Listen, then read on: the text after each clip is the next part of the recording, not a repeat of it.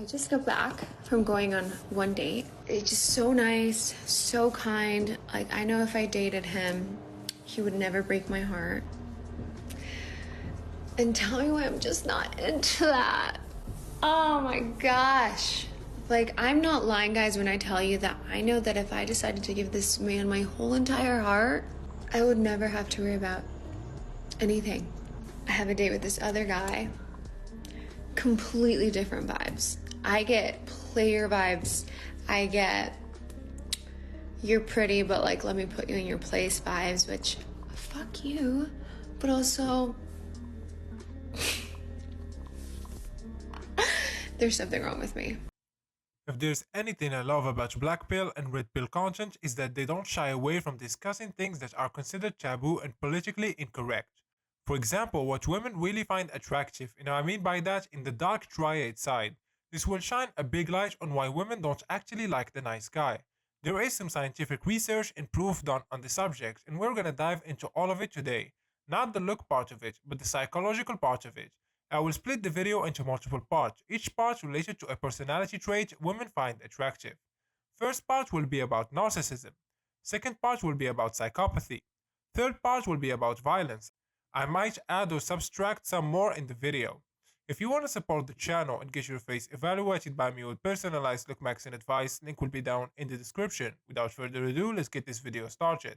Disclaimer, this does not include every woman on the planet. We are just looking at the studies, so don't lose your head, guys. First, let's start with what studies we found on why women are attracted to narcissistic men. A study done in 2016 found female narcissism reduces marital qualities for men, but male narcissism does not for women.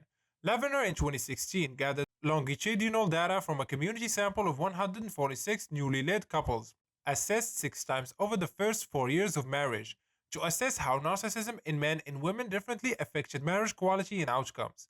They measured partners' characteristics of narcissism to determine the degree to which couples were matched on narcissism and related traits.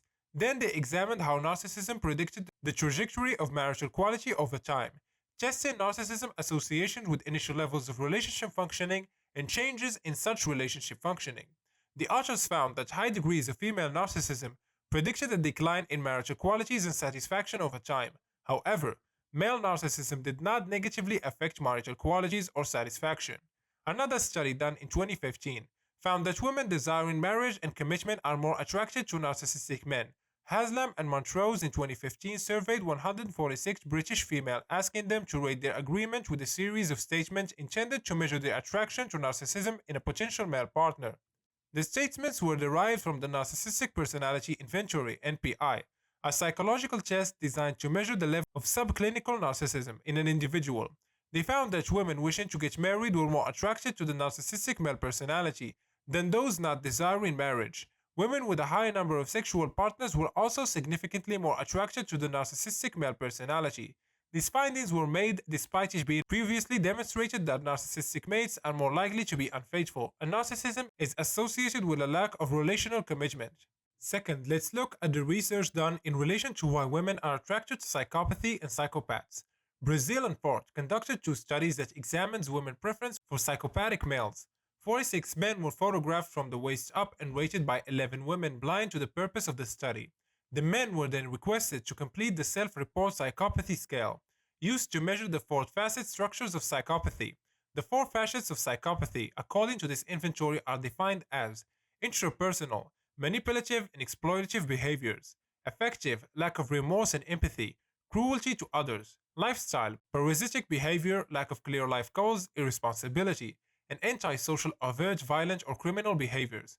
The subjects completed additional self-report inventories to measure their level of social intelligence and socio-sexual orientations, a measurement of an individual's openness to casual sex. The first study had male participants in a simulated dating scenario with a female confederate, introduced as a female volunteer. After initial prompting by the female confederate, the conversations were allowed to proceed naturally between the participants and the confederate for 90 to 120 seconds. It was found that men who reported having sex were generally higher in levels of psychopathic traits, as measured by the self-report psychopathy inventory. The various facets of psychopathy, apart from the antisocial tendencies, were found to be generally related to a greater social processing capabilities, ability to read others' intentions and emotional state. Study 2 tested women's response to men varying in levels of psychopathy. 108 women viewed the interaction between the male participants from study 1 and the female confederate. The women then rated the men on how desirable they would be to date. After evaluating the videos, the participants were then instructed to leave a pretend voicemail message for the men, in the context of them requesting a date with the men. The men were sorted into 3 different groups of physical attractiveness, based on the judgment of the previous mentioned independent raters.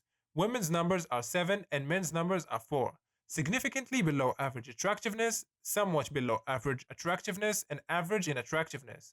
To control for the effects of physical attractiveness on the women's attraction to the men, the researchers then used software to analyze the vocal pitch of the women who left the voice message to the males. Based on prior research, women's vocal pitch, which is considered a more objective subconscious measurement of female sexual attraction, it was found that women nearly always had a higher vocal pitch when leaving a message for more psychopathic males, versus less psychopathic ones, of the same general level of physical attractiveness. Further analysis of the data suggested that the affective traits of psychopathy, such as superficial charm, callousness, and lack of empathy, were the most desired by the women. In contrast, the more overtly violent antisocial traits were generally unfavored. The authors also noted that psychopathy affective traits were strongly linked to sexual sadism and intimate partner violence in men. They stated this has concerning implications on the romantic relationship these men will be expected to have relative ease at initiating compared to less psychopathic men. Now, this part of the video is not politically correct and not for the soft-hearted. Criminal and antisocial men have more sexual partners and have sex earlier. A meta-analysis of the correlates of criminal behavior by Ellis and Walsh in 2000 found a strong association between criminal behavior and a greater number of reported sexual partners in men. 23 studies demonstrated a link between various forms of antisocial and criminal behavior and greater sex partner count, including delinquency, violent offenses, various offenses, antisocial personalities, and conduct disorders. 20 studies found a link between illicit drug use and a great number of sexual partners. Only one study examined failed to find a significant link between antisocial behavior and a greater lifetime sexual partner count. The authors also discovered a strong link between criminal antisocial behavior, drug use, and earlier sexual debut in both sexes. 17 studies found a relationship between delinquency, various offenses, victimful offending, conduct disorders, and antisocial personality, plus an earlier age of sexual debut. 13 studies demonstrated a relationship between illicit drug use and an earlier age of sexual debut. Every study examined found relationship between criminal antisocial behavior and being sexually active at a younger age. The authors also stated that earlier studies has convincingly demonstrated that self-reporting the number of sexual partners via an administrated questionnaire had proven to be a reasonably accurate measure of actual partner count, especially for males. This is what studies and people's personal experiences say, and women say otherwise. Which side to believe? What do you guys think? Let me know your thoughts down in the comment section. That's it for today's video. I hope you guys enjoyed it. A like and subscribe will be highly appreciated. And like usual, catch you guys in the next one.